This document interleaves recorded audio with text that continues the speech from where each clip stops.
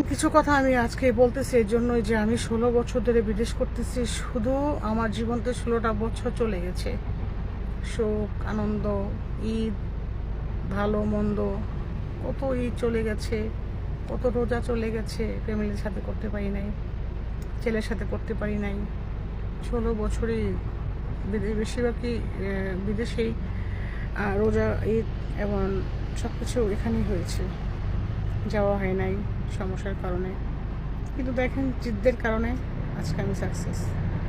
আজকে জিদ না করতাম, আজকে যদি নিজের পায়ে নিজে না দাঁড়াতাম, তাহলে অন্যর কাছে আমার হাত পাততে হতো, অন্যের বোঝা হয়ে আমার থাকতে হতো। তো এর জন্যই আমি প্রবাসী ভাই বোনদের একটা কথা বলবো, যারা যেখানে থাকো না কেন, নিজের মোড়টা ওখানে ছেড়ো না, হালটা ছেড়ো না। যত বেতন পাও ফ্যামিলিকে দেওয়ার পর তোমার জন্য কিছু সেভিং রাখবা। জাস্ট তোমার একান্ত ব্যক্তিগতভাবে তুমি কিছু টাকা সেভিং করবা, দেখবা জীবনে তুমি এই টাকা দিয়েই কখনো বিপদে পড়লে কিছু একটা করতে পারবা। আর না হলে শেষ বয়সে তোমার ভিক্ষে ছাড়া, রাস্তার থাল নিয়ে বসা ছাড়া কোনো উপায় থাকবে না। আমি সম্মুখীন হয়ে আসছি, এর জন্য আমি এখন অনেকটাই সতর্ক। তো ভালো থাকেন, সুস্থ থাকেন। শুধু একটা কথাই বলবো, সৎ পোষা উপার্জন করেন, সৎ পোষা খান, আল্লাহ বরকত দিবে ইনশাল্লাহ। জানেন, কিছু কিছু মানুষের সাথে এমনভাবে সম্পর্ক নষ্ট হয়ে গেছে, যাকে আমি অনেক ভালোবাসতাম বা যাকে ছাড়াই বাঁচার কখনো চিন্তা ভাবনাই করি নাই, সেই মানুষটাই জীবন থেকে হারিয়ে গেছে।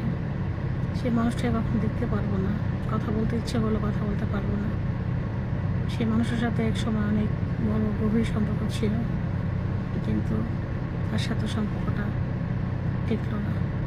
এটাই আর কি বাস্তব। দেখেন, মানুষ যদি জিদ করে কোনো কিছু করতে যায় না, ইনশাল্লাহ তার সফলতা আসবে।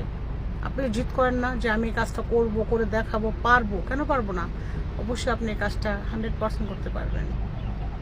আমি কিন্তু জিদ করে আজকে 16-17 বছর ধরে বিদেশ করতেছি, শুধু জিদ্দের কারণে। আমার এই জিদের কারণে অনেক কিছু আমি হারিয়েছি, অনেক কিছু আমার জীবনে চলে গেছে। আমার অনেক আপন মানুষ, আমার জানে জিগার সবাই আমাকে ছেড়ে চলে গেছে, কারণ আমার দরকার টাকা। আমি অনেক টাকার সমস্যার সম্মুখীন হয়েছিলাম এক সময়। তখন থেকে প্রতিজ্ঞা করেছি যে ইনশাল্লাহ সৎভাবে, সৎ উপার্জনে ইনশাল্লাহ টাকা কামাই করব। ইনশাল্লাহ আমার আল্লাহ আমার নিয়ত পূর্ণ করেছে। আমি যেখানে যাই না কেন, আলহামদুলিল্লাহ ভালো একটা জব করি, ভালো একটা জব পাই, এবং আমি যতটুকু স্যালারি পাই আমি ওটা দিয়ে আলহামদুলিল্লাহ আমি খেয়ে, আমি সব কিছু করে কিছু টাকা ব্যালেন্স করতে পারি, কিছু টাকা আমি সেভিং করতে পারি আপনাদের দোয়ায়। আজকে 16 বছর ধরে আমি বিদেশ করতেছি, আরও যদি 16 বছর পর আমি করবো, কারণ জীবনে অনেকটা অনেকটা কষ্টর সিন দেখে আসছি, ওগুলো মনে করতে চাই না। ভালো থাকবেন, সবাই সুস্থ থাকবেন।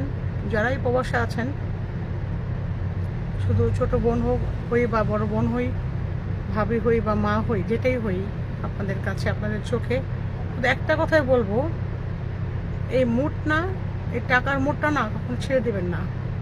এই টাকার মুডটা ধরে রাখার চেষ্টা করবেন, দেখবেন ফিউচারে আপনি অনেক ভালো থাকবেন, কারোর কাছে আপনার হাত পাততে হবে না। আর আমরা প্রবাসীরা যখন দেশে যাই, মানুষ কিন্তু আমাদের কাছে আশা থাকে যে আমাদের কাছে টাকা আছে। এটা যেন মনে না করে যে আমাদের কাছে টাকা না, আমরা ফকিরের মতন আসছি দেশে। তো যত কষ্ট করেন না কেন, নিজের সেভিং একটু করার চেষ্টা করবেন। ভালোবাসার মতো ভালোবাসলে তারে কি গো ভোলা যায়? ভালোবাসার মতো ভালোবাসলে তারে কি গো ভোলা যায়? ভালোবাসার মতো ভালোবাসলে তারে কি গো ভোলা যায়? জীবনে আমি 3 ধরনের মানুষকে ক্ষমা কখনোই করি না, আর করবও না।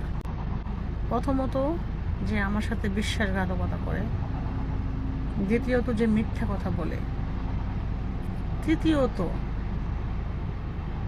যে নাকি আমাকে ব্যবহার করে।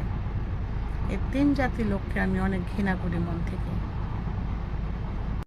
যারা নাকি আমার জীবন থেকে ইচ্ছে করে চলে গেছে, বা যারা আমার জীবনের থেকে হারিয়ে গেছে যে আপন মানুষগুলা, যে প্রিয় মানুষগুলা, যাদেরকে আমি অনেক ভালোবাসতাম, যাদেরকে ছাড়া আমার কোনো কিছুই চলতো না, সেই আপন মানুষগুলা, সে প্রিয় মানুষগুলা আমার সাথে গাদ্দারি করলো, আমার সাথে বেমানি করলো, যাদেরকে আমি আমার জীবনের চেয়ে বেশি ভালোবাসতাম।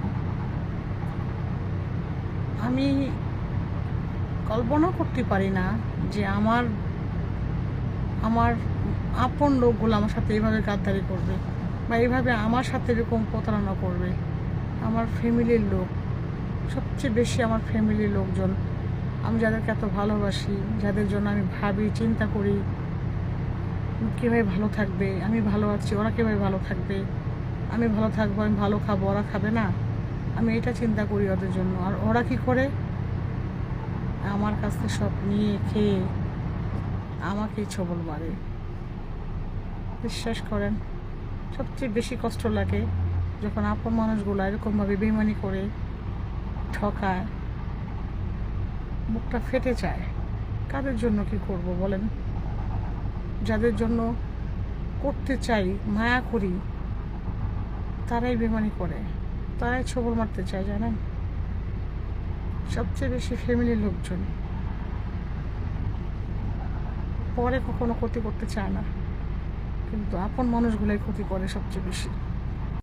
যারা নাকি আমার জীবন থেকে ইচ্ছে করে চলে গেছে বা যারা আমার জীবনের থেকে হারিয়ে গেছে, যে আপন মানুষগুলা, যে প্রিয় মানুষগুলা, যাদেরকে আমি অনেক ভালোবাসতাম, যাদেরকে ছাড়া আমার কোনো কিছুই চলতো না, সেই আপন মানুষগুলা, সে প্রিয় মানুষগুলা আমার সাথে গাদ্দারি করলো, আমার সাথে বেমানি করলো, যাদেরকে আমি আমার জীবনের চেয়ে বেশি ভালোবাসতাম। আমি কল্পনা করতে পারি না যে আমার আপন লোকগুলো আমার সাথে এইভাবে গাদ্দারি করবে বা এইভাবে আমার সাথে এরকম প্রতারণা করবে। আমার ফ্যামিলির লোক, সবচেয়ে বেশি আমার ফ্যামিলির লোকজন, আমি যাদেরকে এত ভালোবাসি, যাদের জন্য আমি ভাবি, চিন্তা করি কীভাবে ভালো থাকবে, আমি ভালো আছি, ওরা কীভাবে ভালো থাকবে, আমি ভালো থাকবো, আমি ভালো খাবো, ওরা খাবে না, আমি এটা চিন্তা করি ওদের জন্য। আর ওরা কী করে, আমার কাছ থেকে সব নিয়ে খেয়ে আমাকেই ছবল মারে। বিশ্বাস করেন, সবচেয়ে বেশি কষ্ট লাগে যখন আপন মানুষগুলো এরকমভাবে বেইমানি করে ঠকায়, বুকটা ফেটে যায়। কাদের জন্য কি করব বলেন? যাদের জন্য করতে চাই, মায়া করি, তারাই বেইমানি করে, তারাই ছবল মারতে চায়। জানেন, সবচেয়ে বেশি ফ্যামিলির লোকজন, পরে কখনো ক্ষতি করতে চায় না, কিন্তু আপন মানুষগুলোই ক্ষতি করে সবচেয়ে বেশি। ভরসাতে জাগি একবার তোমায় দেখি, কতকাল দেখিনি তোমায়, একবারে তোমায় দেখি। জানেন, কিছু কিছু মানুষের সাথে এমনভাবে সম্পর্ক নষ্ট হয়ে গেছে, যাকে আমি অনেক ভালোবাসতাম বা যাকে ছাড়াই বাঁচার কখনো চিন্তা ভাবনাই করি নাই, সেই মানুষটাই জীবন থেকে হারিয়ে গেছে। সেই মানুষটাই কখনো দেখতে পারবো না, কথা বলতে ইচ্ছে করলে কথা বলতে পারবো না। সেই মানুষের সাথে এক সময় অনেক বড় গভীর সম্পর্ক ছিল, কিন্তু তার সাথে সম্পর্কটা টিকলো না। এটাই আর কি বাস্তব। ভালোবাসার মতো ভালোবাসলে তারে কি গো ভোলা যায়, ভালোবাসার মতো ভালোবাসলে তারে কি গো ভোলা যায়, ভালোবাসার মতো ভালোবাসলে তারে কি গো ভোলা যায়। এটা হচ্ছে এখন দুবাইতে নতুন নতুন আম বেরোচ্ছে, আম দেখবো সবাই, ঠিক আছে? দেখেন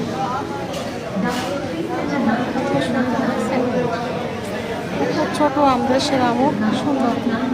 এটা পাকিস্তানি আম। ও মাই গড, কত বড় আম দেখেন।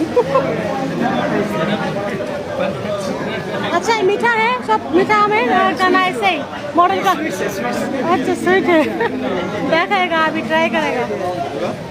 দেখছেন কত আম, মার্কেটে কত মানুষ নেক্সট। কত সুন্দর ফল দেখেন মাশাআল্লাহ।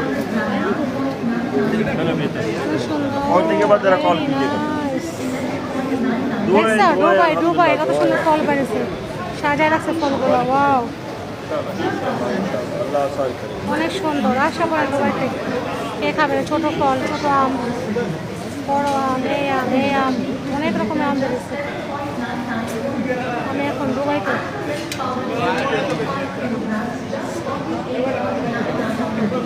দেখছেন দেখছেন দুবাইতে সুন্দর সুন্দর আম।